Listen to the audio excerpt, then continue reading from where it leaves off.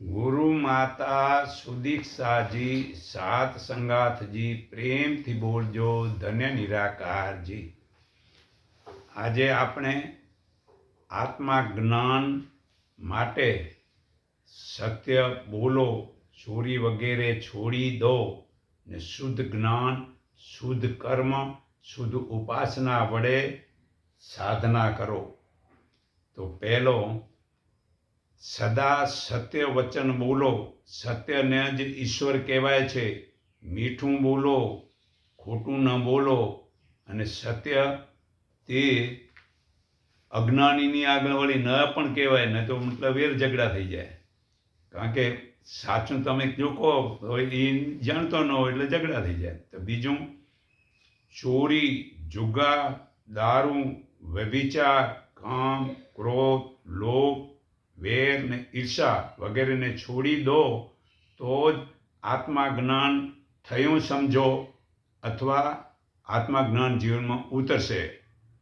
તો હવે ઉપાસના વિશે સમજો. સાચી ઉપાસના કોને કહેવાય છે તે જાણો. તેનું ફળ શું મળે છે તે જાણો. ઉપાસના નિરાકાર પ્રભુની કરો.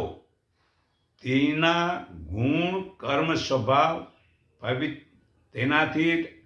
તેનાથી આપણા ગુણ, ભગવાનના ગુણ, કર્મ, સ્વભાવ પવિત્ર થાય છે. ભગવાનના ગુણ, કર્મ, સ્વભાવ પવિત્ર છે તો એની ઉપાસના કરવાથી આપણા ગુણ, કર્મ, સ્વભાવ સારા થાય છે.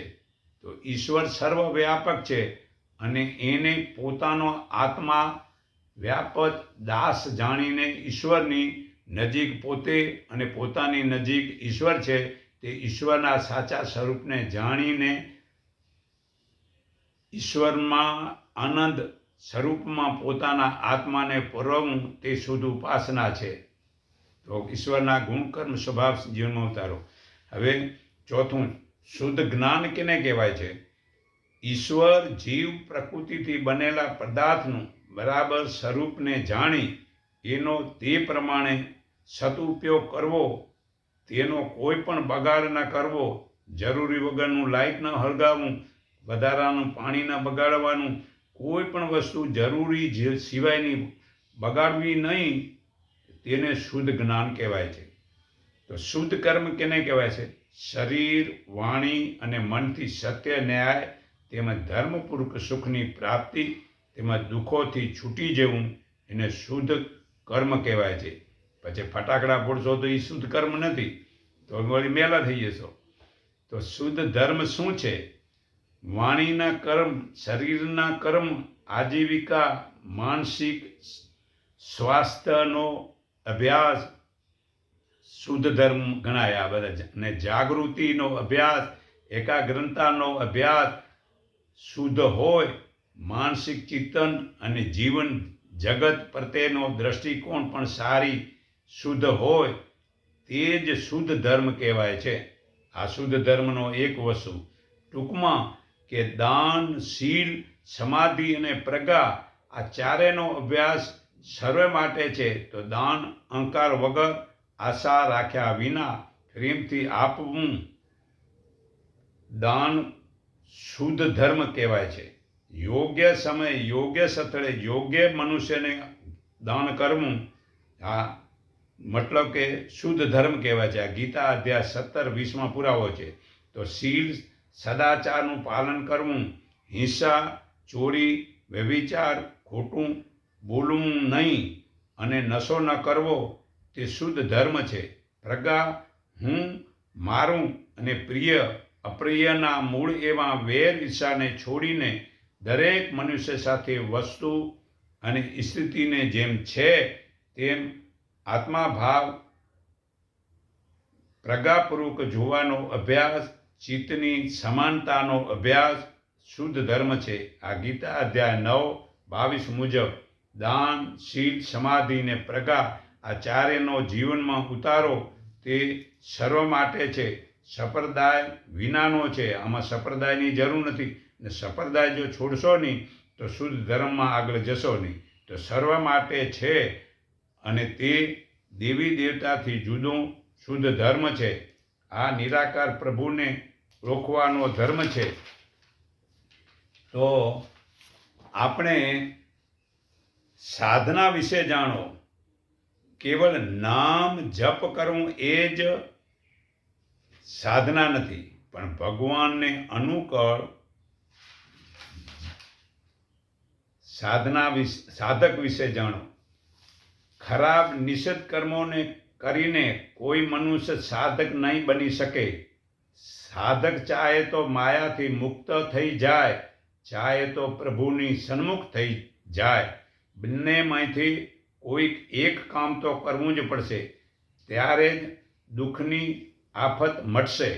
સાધકે વિચારવું જોઈએ કે જો મારા વડે કોઈને લાભ ન થયો, તો કોઈનું હિત માટેનું ભલું ન થયું, કે કોઈની સેવા ન થઈ, તો હું સાધક શું કામનો થયો, નકામો છું.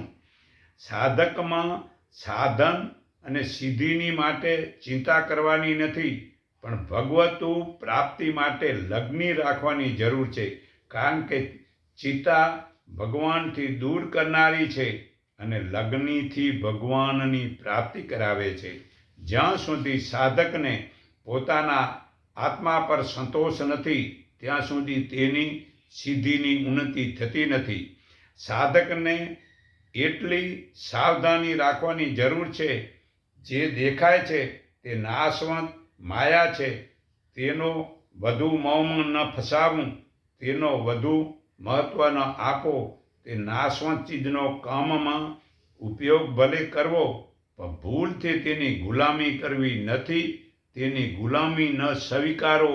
વીરા, સાધકે વેર ઈર્ષાના મતભેદ કરવા નહીં, પરંતુ તત્વજ્ઞાની જરૂર બનવું જોઈએ. ભોગી મનુષ્યને ઊંઘ આ મિત્ર સમાન લાગે છે, પરંતુ ધ્યાન સાધના કરવાવાળાને ઊંઘ આવે છે. ભોગી મનુષ્યને ઊંઘ મિત્ર સમાન પ્રિય લાગે છે ને, પરંતુ ધ્યાન સાધના કરવામાં ઊંઘ આવે છે એને. પણ જ્ઞાનીને ધ્યાન કરવામાં તે ઊંઘ વેરી સમાન લાગે છે. તો ધ્યાન નથી કરવું, તેને માટે તો આ કળયુગનો સમય સારો લાગે છે. ધ્યાન કરવાવાળાને માટે કળયુગનો સમય પણ બહુ જ સારો લાગે છે. સાધકે હર પળે સાવધાન રહેવું જોઈએ. સાવધાનનો અર્થ એ છે કોઈથી કંઈ ન માગવું. સાધક સાચો તે જ હોઈ શકે છે જે 24 કલાક પ્રભુની સાધના કરે છે.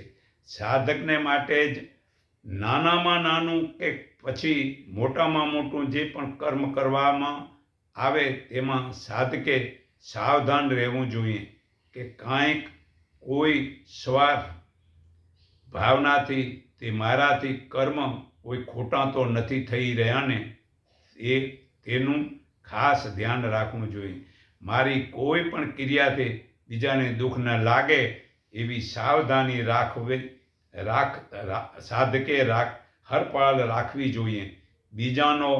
બીજાને દુઃખ આપવાથી ભલેને વર્ષો સુધી સાધના કરવા છતાં પણ શાંતિ મળતી નથી કે કોઈ લાભ થતો નથી. માટે સાવધાન રહીને સાધના કરવી જોઈએ.